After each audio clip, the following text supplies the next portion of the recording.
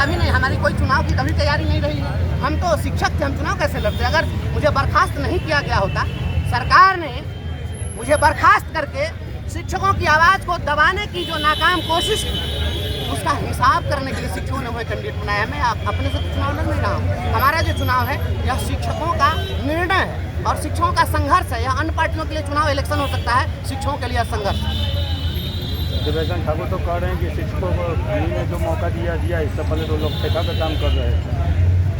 ठेका पर काम कर रहे थे, उसके पहले जो शिक्षक थे वो कौन ठेका पर काम कर रहे थे? आज आकर के दिन भर जो ये लोग गाली देते हैं कि ये जंगल राज था और सुमंगल राज था, तो ये तो सुमंगल राज चल रहा है। जंगल राज में भी वेतनमान पर शिक्षकों की बहाली होती थी बीपीएससी से, और इनके राज में तो नियोजनवाद का कलंक कब से शुरू हुआ? यही लोग नियोजनवाद की नीति लाए और यही लोग नियोजनवाद की नीति ला करके और शिक्षकों को लाठी से पिटवाए, पानी से भिगाए, आंसू गैस के गोले दागे, और आज आप बोलने पर भी आप रोक लगा दिए। पहले तो बोलने पर कभी रोक नहीं लगी थी, आप तो संविधान का गला घोट रहे हैं। संविधान का गला घोटने वाले जिनकी आप बात कर रहे हैं वो सदन में कभी कुछ बोले हैं क्या? उनके बारे में तो आप बहुत लंबे चौड़े कदकाठी के हैं, बहुत पैसे वाले आभा मंडल वाले लोग बन सकते हैं, लेकिन संघर्ष के लिए कभी बोले क्या? शिक्षक के लिए उन्होंने क्या आवाज़ उठाई थी? एक बात उन्होंने शिक्षकों के लिए 2022 में उठाई और कहा कि शिक्षकों का आई कार्ड बनना चाहिए, वो भी आई कार्ड नहीं बना। याद है?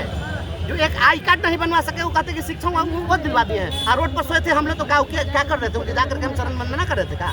शिक्षकों ने जो कुछ भी लिया है लड़कर लिया है।